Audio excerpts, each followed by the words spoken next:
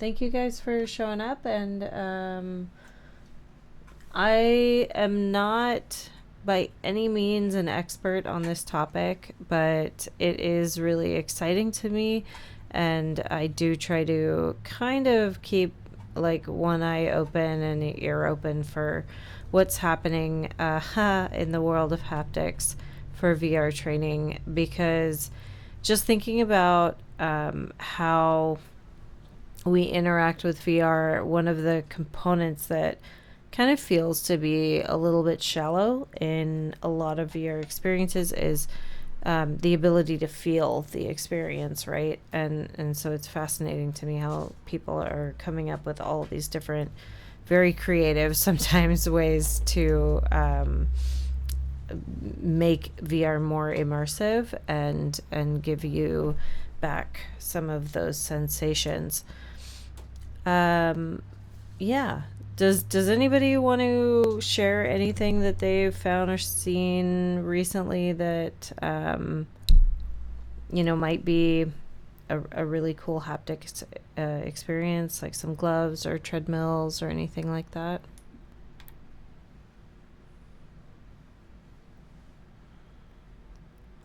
Um, One thing I saw recently, just like 1 or 2 days ago, actually, is someone posted well, someone that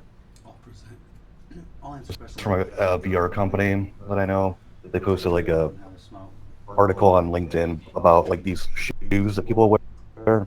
So it's kind of like a treadmill idea, like how people will walk on a treadmill to gain that sense of like walking. Someone has made shoes. Well, they're like kind of like roller skate kind of looking things, but like larger, so your feet can fit in them, and you can like run in place with the shoes on, and not a treadmill, or like a 360 treadmill that are kind of popular.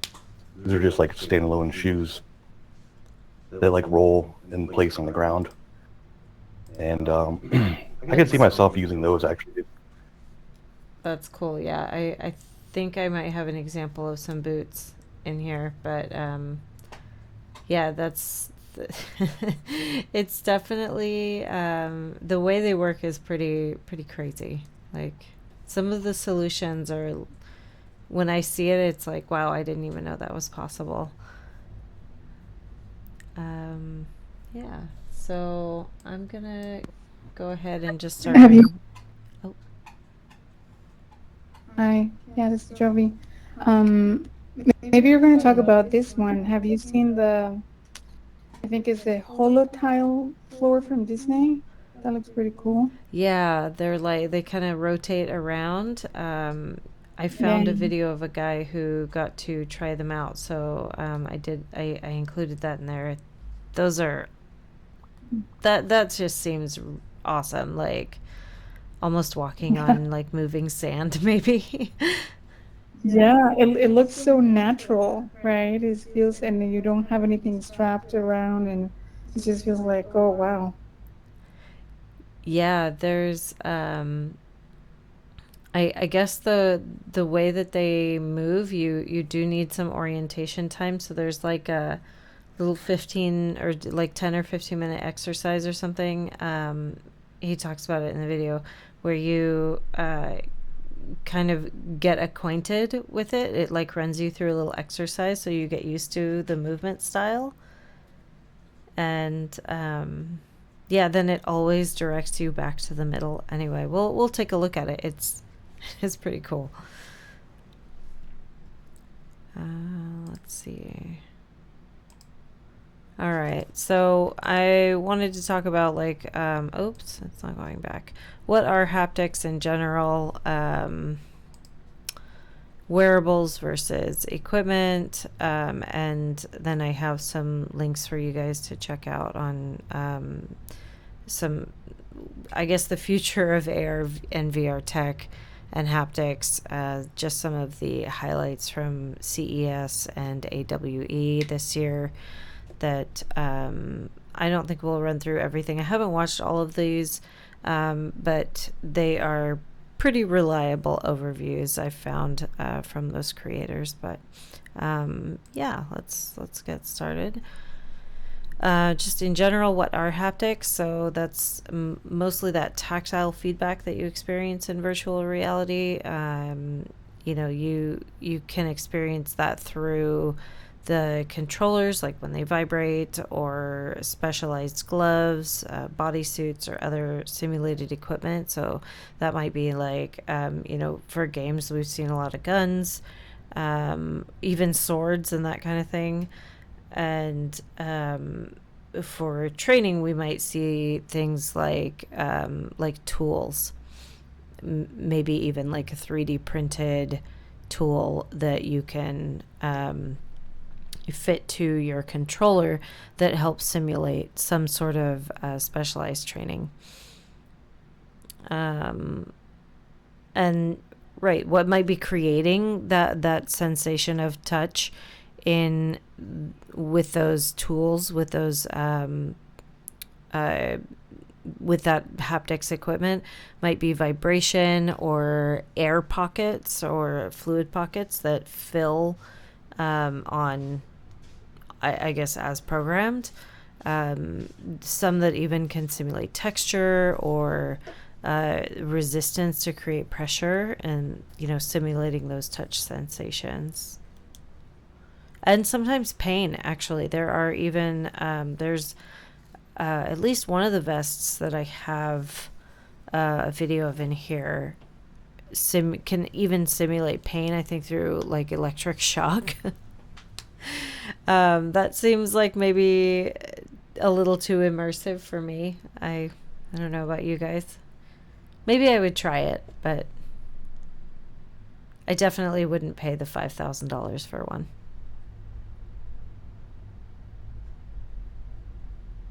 A vest that shocks me.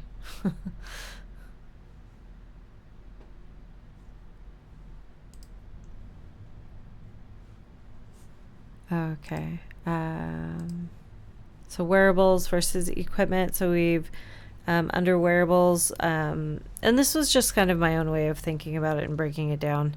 There might be something more official in this, but I always think of wearables as like gloves and the suits we were just talking about, sensors. Like if you've ever done a group VR experience, we have a video of that somewhere around. I will try to share that where you can go and do a VR experience with a bunch of friends in a room, and they strap you all up with gear.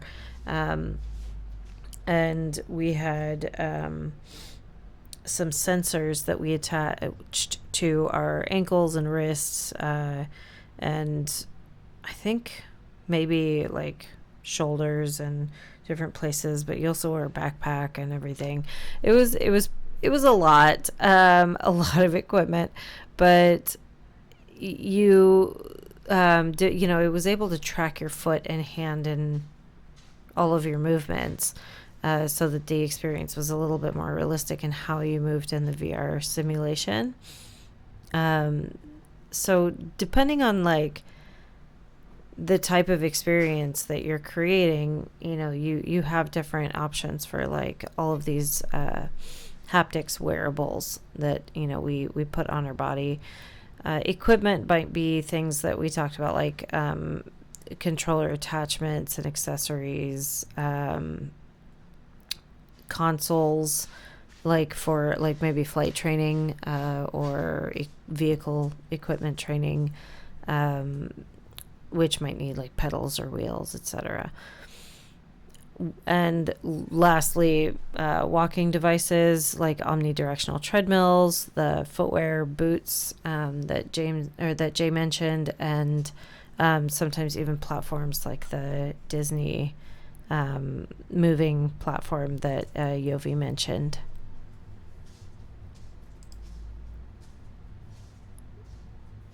And so under gloves, this was just a quick clip, I think, from CES, I think. I'm not entirely sure what conference this was from, but... So just a quick little example there. that's I mean, one of at least at least a couple dozen different types of gloves.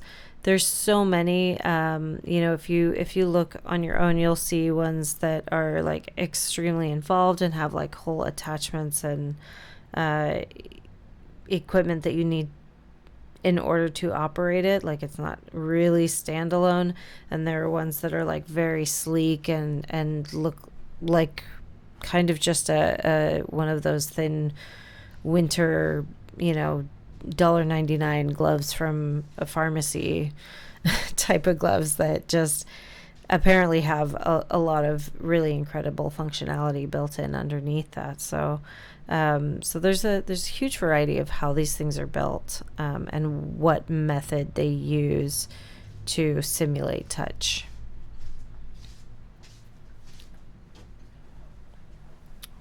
This was one of those.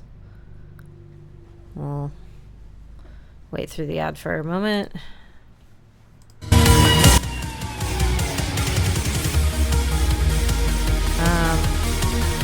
I really didn't want to show the whole video, but maybe more just like, oh yeah, this is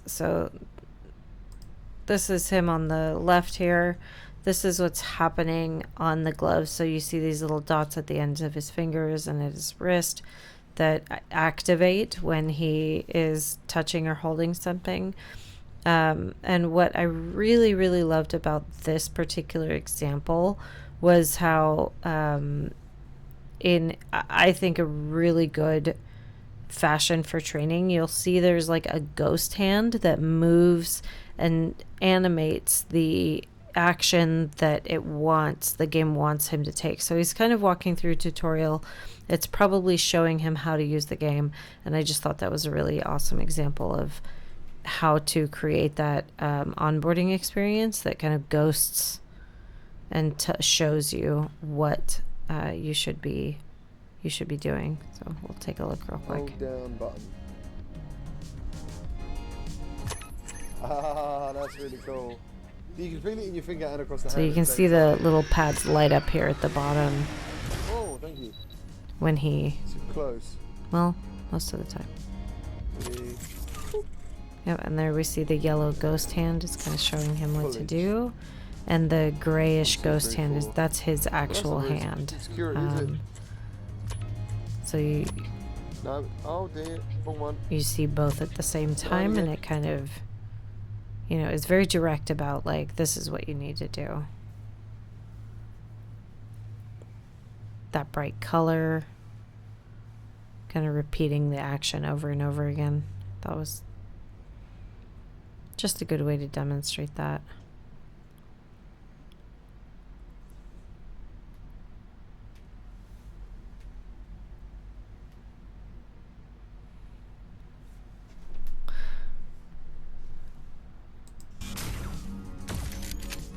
Red and blue for sure. Okay.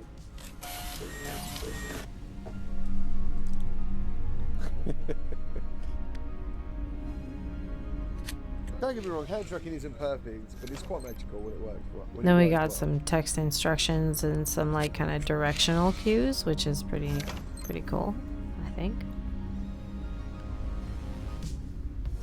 Oh, I love this guy in First Contact. His little tape thing in the top of his head. What's up, dude? Little reward for completing it there with the animation and the little cute sound effect and wiggle. Make a fist. Oh, that's cool. Block. Block. Oh, he doesn't like blocking. Ah! It doesn't like blocking. Oh, he's not so cute. Okay, cool. If I keep it this far apart. But I like that there's like kind of a good demonstration of... When am I shooting? Oh, I didn't see what I'd see. Right. Of a tutorial with different haptics. So, 35 shots. or at least with gloves like these.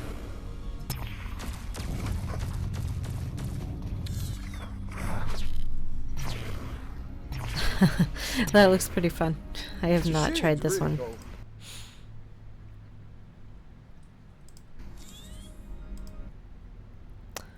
Yeah, I just took a little screenshot of that ghost hand, demo hand.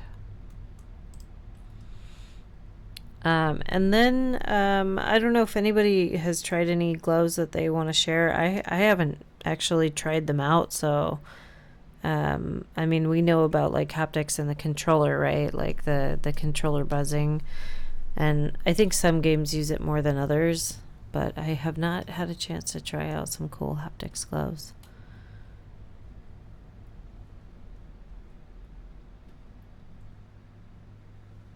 I did try a gun and a vest at and like some foot sensors and wrist sensors at a group VR place in Vegas. That was pretty cool.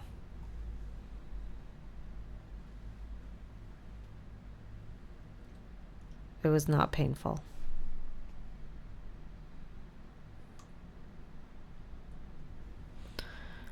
So with suits, there's a few different styles. Some are a little bit more, you know, tactical looking, and some are just like almost like Euro sportswear, I guess.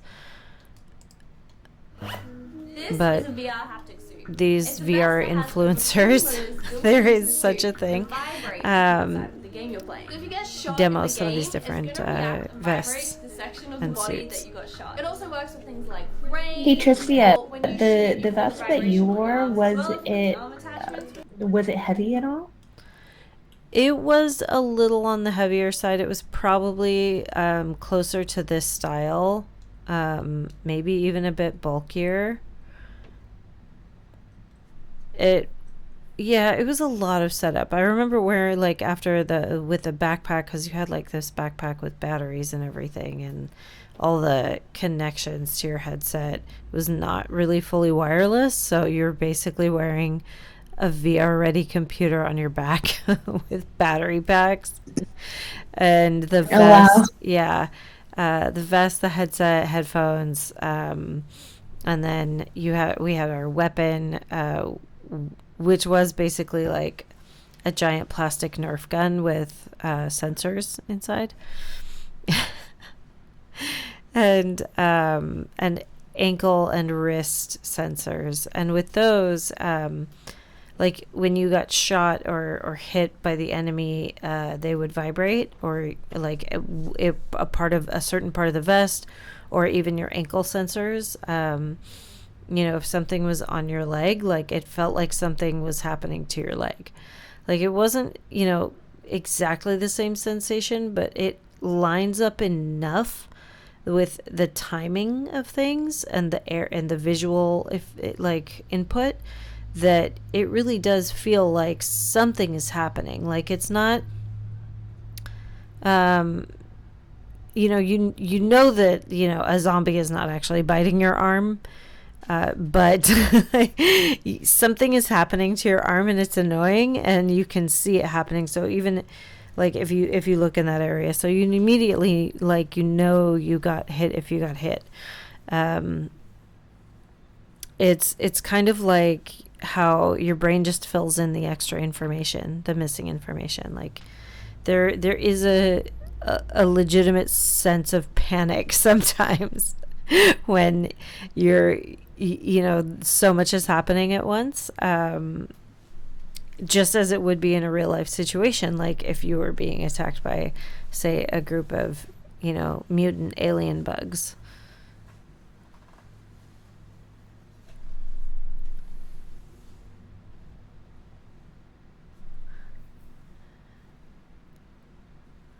But yeah, it's an experience.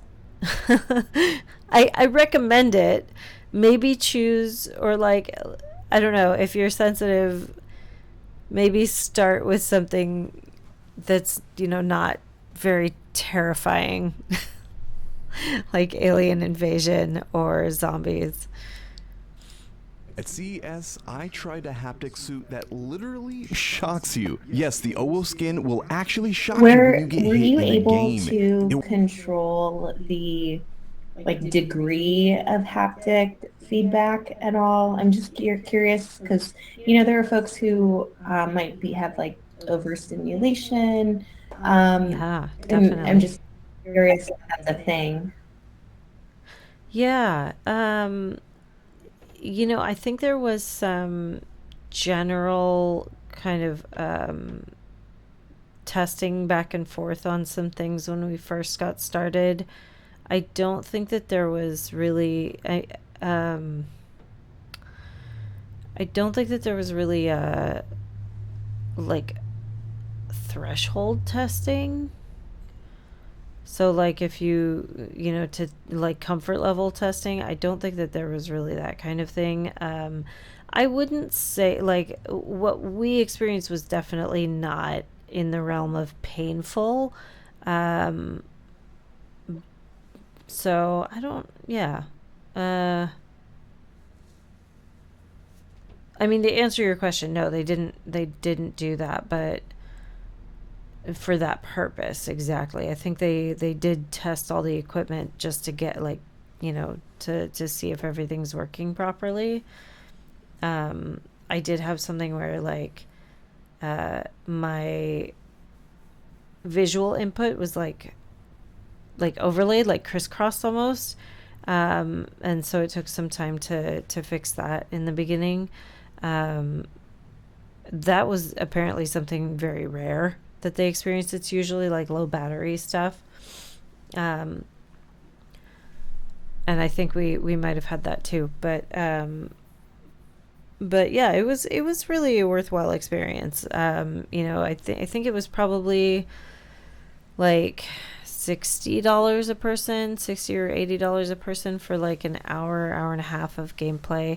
It goes by very quickly, and it's very intense. Like, uh, but again, there's like so many different types of experiences to choose from that it's hard to say that they're all the same. Like the one that we happened to do was just like, it was a lot. I guess maybe I'm just not a fighter. So yeah, there's those, and I'll share this presentation with you guys too, by the way, so that you can check out the videos on your own time and stuff if you're more curious. This one I thought was just very unique and very cool looking. It's called an exit suit, and trust me when I say this thing is absolutely crazy. Imagine a full-body force feedback exosuit that doesn't just let you see and hear the virtual world, but makes you feel it. When you walk, run, jump, or fly in VR games, you can now do it physically instead of using a controller because this device allows full locomotion. But it's not just about movement. The exit suit simulates everything from the gentle breeze through your hair to the intense feeling of a digital fight. It can even replicate the sensation of pain, adding a whole new dimension to your immersion. It can also simulate the resistance of a stream of water as it flows across your body in some of the demos. This is basically the device from Ready Player One, and it's the future of VR movement. Imagine esports matches where people need to run, jump, and fight physically instead of just staring at a 2D screen pressing buttons. Instead of charging thousands of dollars, the developer also made the exit suit open source. You can technically build this at home. The future of VR is literally in your own hands. What do you think of the exit suit, and what types of games would you play? So, This VR device is that's one of the kind of the crazier ones. There's I think a few more videos on the exit suit specifically, and there's certainly like other This VR suits device out there is that I haven't shown here, like the Tesla suit. The Tesla suit is something like $10,000. I, I, I didn't. I mean, it's very cool, but I don't think it really is like accessible or even something that a lot of. I mean, there are certain niche businesses that I think would consider it, but it's something a little bit more difficult to scale. The exit suit as well, probably. I'm not even sure of the cost of that, but it's likely prohibitive for a lot of purposes.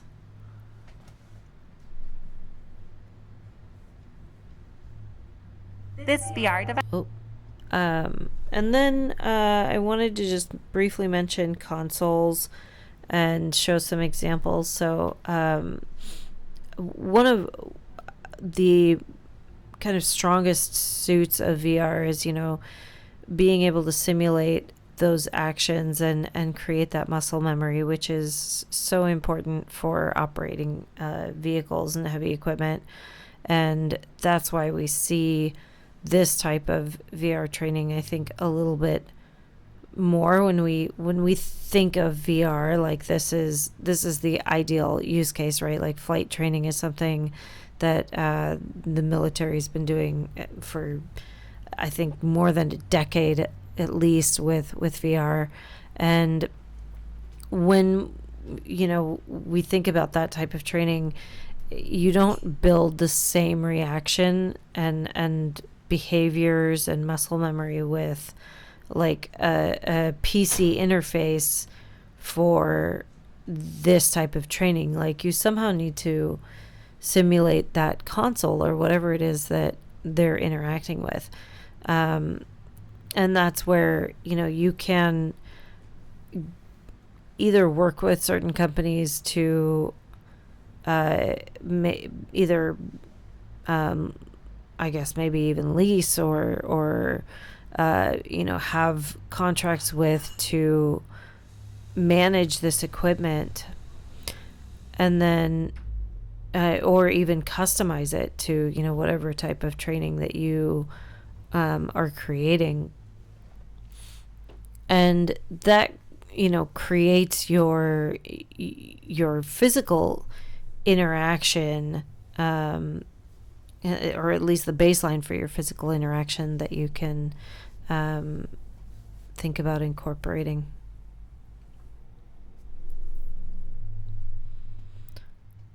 So this is very heavy duty. I think this is like a hydraulics press VR setup here.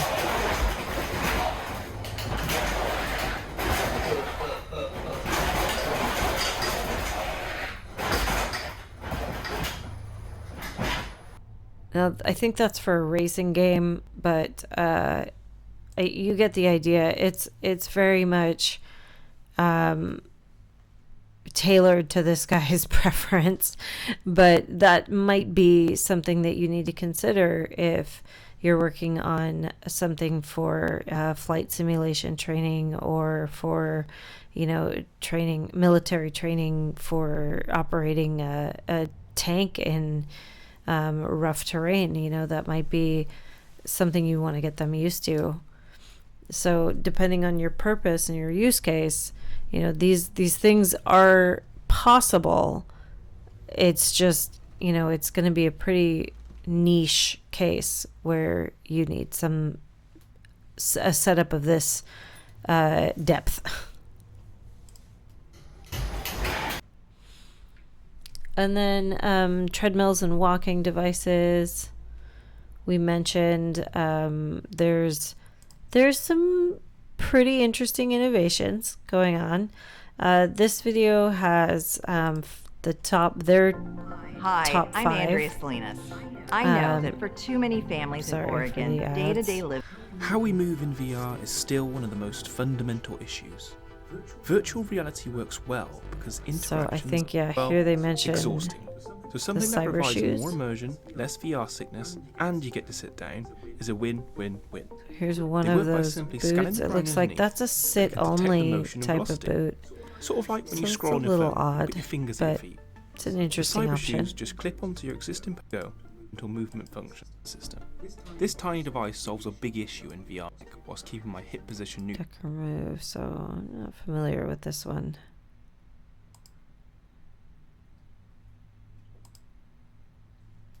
Let's take a look.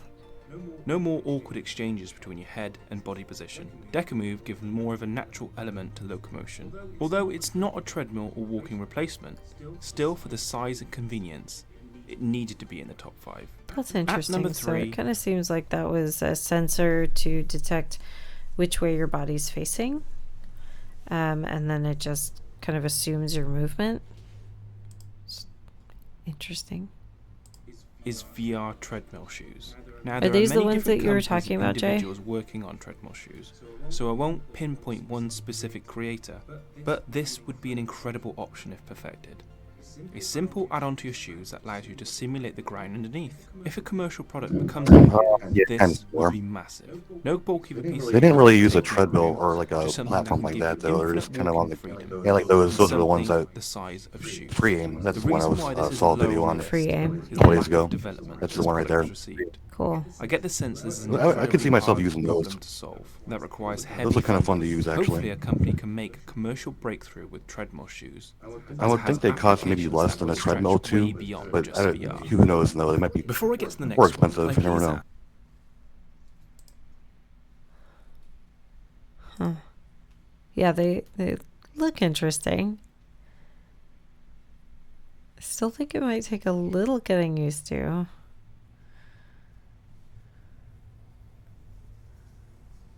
Like, I wonder if it feels like something's sliding out from under your feet. So I think this is probably like the most popular example. Like they might be kind of market share owners maybe, because I did see at Catwalk, I did see their ads come up even on YouTube and other places, just on like on the sidebar, like recommended videos, they had a like sponsored thing pop up. And so I just wonder if there may be kind of what's dominating that area right now. But interesting. Huh.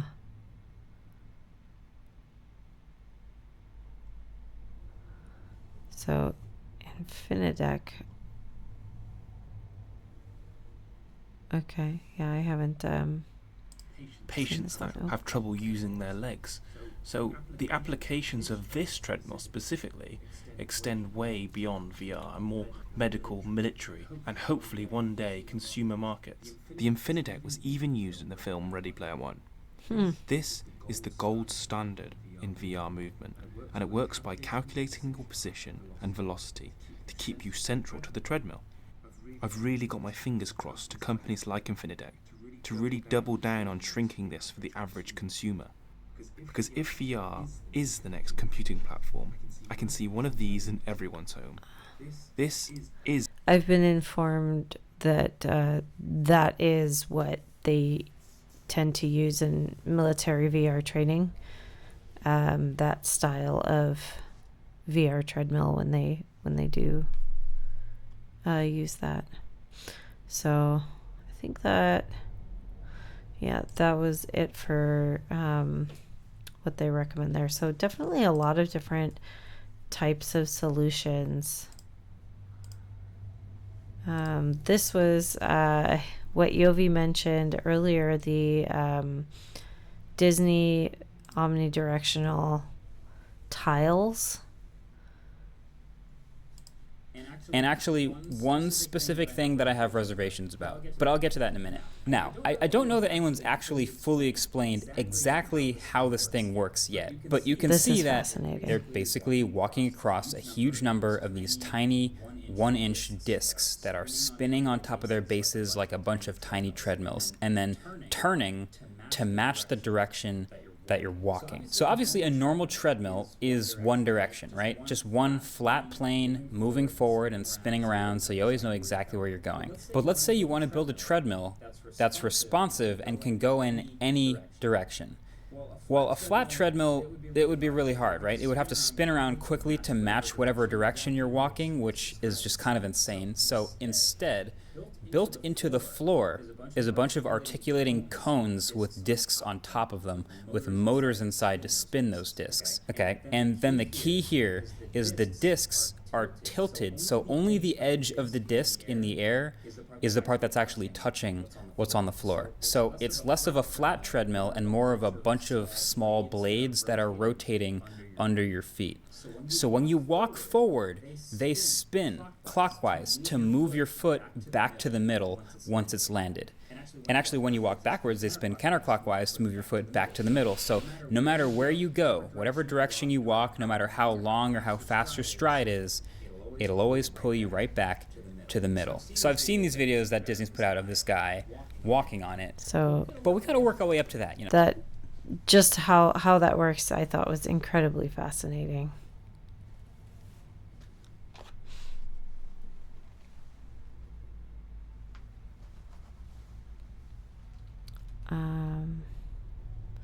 Yeah, definitely check out more of that if you're interested. I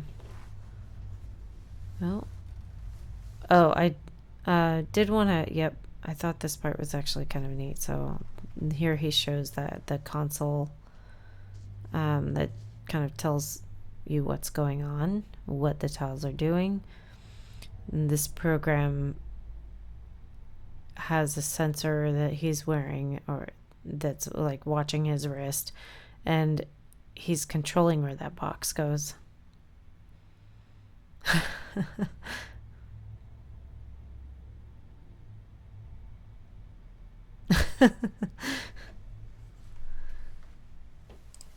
Cute little reference there.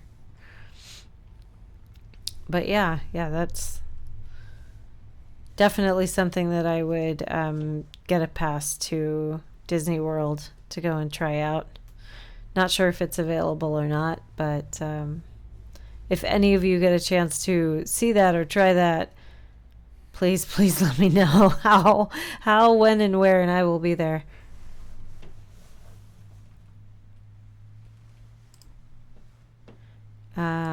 Yeah, that was pretty much everything.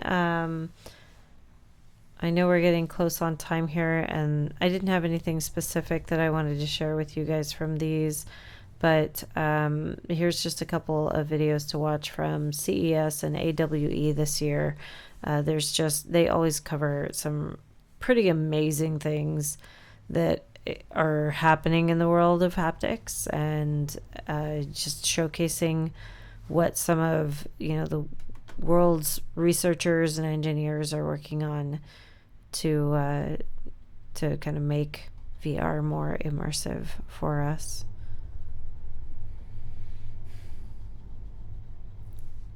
So I'll put the presentation up on Slack or at least a Google Drive link to it, if you guys want to check out any of these links. And yeah, let me know what you think, and any questions, or not sure how much I'll be able to answer. This is awesome. But I do have an electrical engineer here who can answer any technical questions if they're beyond me. I think I heard somebody try to say something, but it was kind of garbled. I just said thanks so much for sharing this, Tristia. It was awesome. Awesome, thank you. Yeah, happy to. I like that Disney one a lot. The last example, I'm sure it costs a lot of money though. Oh yeah. So I don't know if it'll be affordable yet, but maybe one day I would definitely buy that. So it seems like the best solution actually. Compared to I mean, boots and all that are good too, but they seem a little clunky, I think, a little bit, and I think people are kind of looking for free movement, as much as possible, rather than more clunky things. But they're all good though. I think they're all really good examples. Do you want me to say anything? I mean, no one's asking a question, but If you have something you want to say. yeah.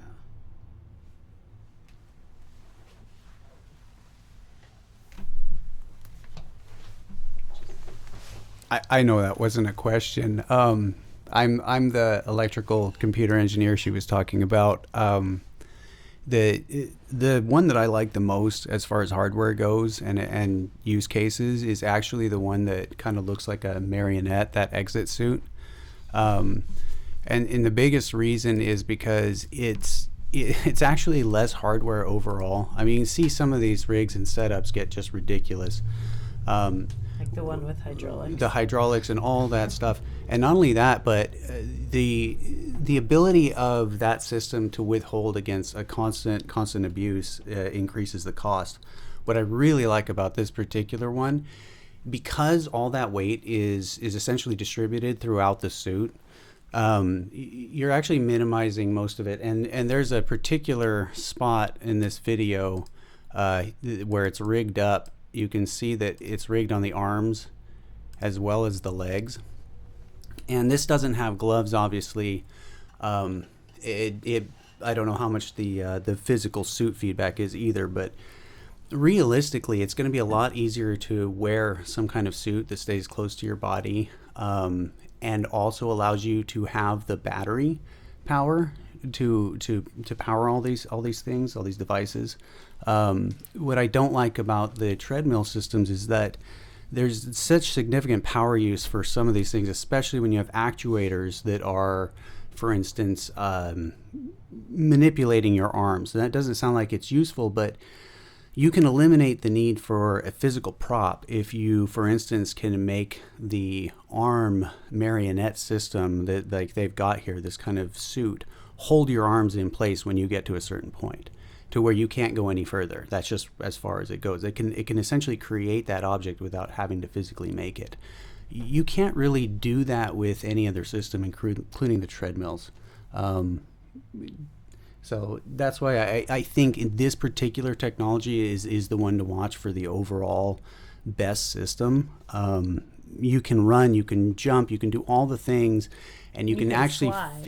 When you can fly, but you can actually feel the resistance, because when you go to jump, that system's actually pushing back against you. You can't really do that on the treadmill. It's not really capable of those kinds of feedbacks. And I realize that okay, this wouldn't be significant for most people's training. However, there's the people, the line electricians for our high voltage power lines. They hop out of a helicopter and they snap onto a line, and trying to simulate those kinds of free falls and the movement and standing on a platform that's that narrow, all those things could be done with this kind of system that you just can't do with any other system. I really think this is the one to watch for all sorts of training, in fact. Like very body immersive. Yeah, just because of the design, the setup, the power concerns, it's really got kind of everything. But that's just my 2 cents. I'm really curious if anyone has any questions related to either hardware or the software of it, because obviously programming these things to do what you want is one thing. Somebody asked about different sensitivities for folks, and I was mentioning that when we were just having a conversation earlier, that some people can't feel the buzz. When something buzzes, they just don't notice it. And when you are designing any kind of training that has any kind of feedback, you want to make sure that there are adjustments for people that are ultra sensitive and people that just don't have that sensation.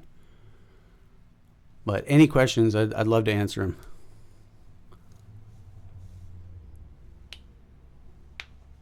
I'm picturing in like accessibility settings some sort of slider that you make people aware of when they join the VR experience, that would kind of allow them to control the strength of that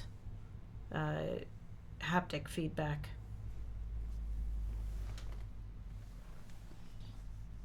And I saw in the chat that Angela says, have you seen the use of VR at water parks? You submerge in the water and or use in water park tubes. I have not seen those, but that sounds really cool. Jay says you have seen them but haven't tried them. Yeah. Huh. Yeah, I'll have to look that up. That's sounds really interesting.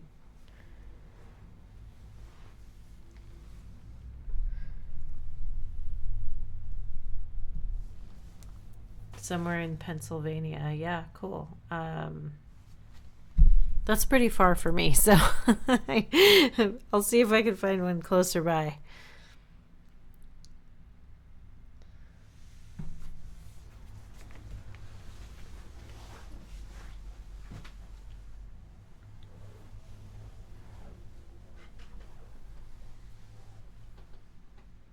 know if I really have a question, but I mean, I guess that suit does remind me the most of, like the vision of like sci-fi VR. Like for example, that movie Ready Player One had like a suit they were wearing and all that, and it was kind of a mix of things, I guess. Like I think they had a treadmill too, but that suit probably came the closest to what they were doing in the movie though. And so maybe we're headed that direction. That's probably the future. The suits. I think it's a tenth the price of that treadmill. Yeah, Casey was saying that the cost is probably a lot lower for the exit suit versus one of the treadmills. I'm not sure what they're priced at, but one thing that stood out to me when we were watching these promo videos the other day was, or at least one of the exit suit promo videos, the founder this guy, same guy, but I think he's one of the founders. He mentioned having modular systems that people use for consumer haptics in the future, and I thought that was really fascinating, and mirrors some of the movies that we've seen in that Ready Player One style, where you might have one sort of vest and another sort of leg sleeves and arm sleeves, and headphones, or yeah, you may have parts and not have others, gloves, etc. And ultimately that they all kind of work together to create that haptic experience for you that you're customizing, right? And you're prioritizing what higher quality pieces you want to buy or whatever. So that whole thought was really interesting, especially bringing it back to training, thinking about like from a cost savings perspective. You don't need to buy the whole suit if what you're focused on is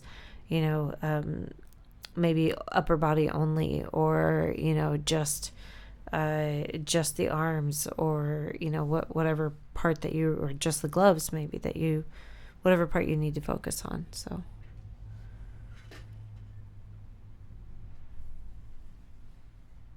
Yeah. I had a just random thought actually, just now. So I have the Quest 3 right now. So it actually has really good hand tracking, and they released a lot of like updates since it's been like it actually came out last year, I think. At the end of last year, they released a lot of updates that make hand tracking like really great. So some people are actually using the controllers to strap on their feet now to like match like the like you can use your hands for controls in games, for example, just the hand tracking, because it's pretty good now actually on the Quest 3, and so they're switching out the controllers to put on their feet to um, track the running, and like people are using those to kind of track running now. I guess like you still kind of have to do it in place, but it's kind of like rudimentary a little bit, but it's possible now with like Quest 3. that's Just use the awesome. controllers for like you're not supposed to, but people have found like ways to like get around, like just um in, innovative ways to like, I don't know, just use controllers for your feet now instead of your hands. But anyway, it was sort of like a random thought that just came up, and just wanted to mention that because there are some possibilities now just doing it cheaply. I guess it's not really, I wouldn't say that's really haptics, a little bit, but it's not really. It's one like kind of like a budget friendly way of like putting like tracking your feet now, I guess. So thought I'd bring that up real quick. Yeah, that's one of the reasons why having all these weird controllers, especially for racing games or simulators, plane flight simulators and things like that, is because unless you have that feedback with your method of movement, you're not experiencing it in the same way. And I think that's why even with stuff where you're going to be walking in the future, being able to walk and feel, oh, there's a log under my foot, there's a rock there, or that's the edge of the cliff, or there's a ladder. ladder rungs. I think that's an eventuality, and the cost is always going to be the big thing.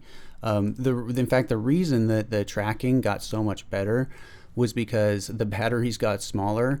They were able to use more power, do more pings essentially, and get the position faster, do more processing.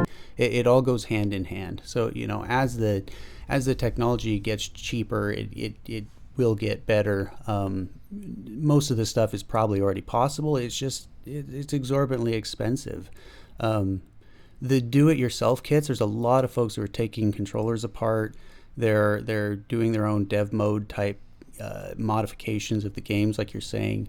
I don't want to say they're fudging with the code, but they're utilizing what's available. I saw Unity opened up haptic feedback within their game developing program. So now just about anybody can go in to Unity, start modding something up, and start getting that back and forth feedback. And it makes a big difference.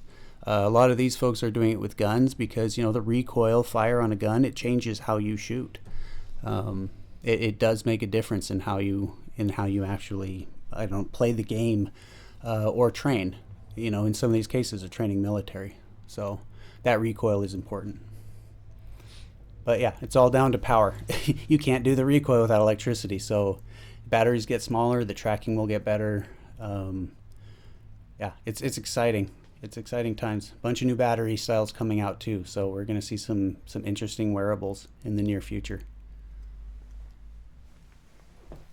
This example is one that we found that was showing a 3D printed gun components, I guess, that you assemble and attach to your controllers to simulate that not just the feeling of holding an actual firearm, but also that recoil feedback. Thank you. The word I was looking for is recoil. When the gun fires and pushes back on you, that is pretty difficult to simulate in VR. And if you've noticed, one of the good analogies I thought of when we were talking about this was how some of the simulators, I think one that I walked through in an earlier meetup, where you're chopping wood and there's no weight to the axe, it's just the controller, so you're just kind of like flinging your wrist around a little bit and it just feels very shallow. So I think that there's a lot of value in even just simulating somehow the weight of an object in your hand, or using some sort of controller attachment.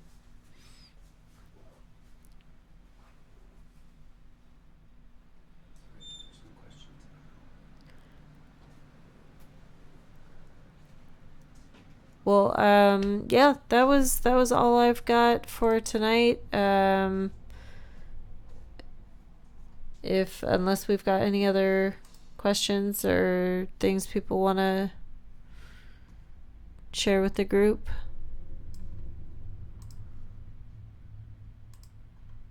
Thank you, Tristia. Yeah.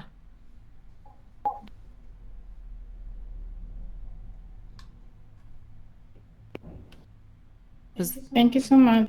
Thank you for doing all the research and putting this together. And this was really cool and interesting. Awesome. Yeah, thank you. I'm glad it was helpful, and I'm glad it was interesting, and thank you guys for coming by.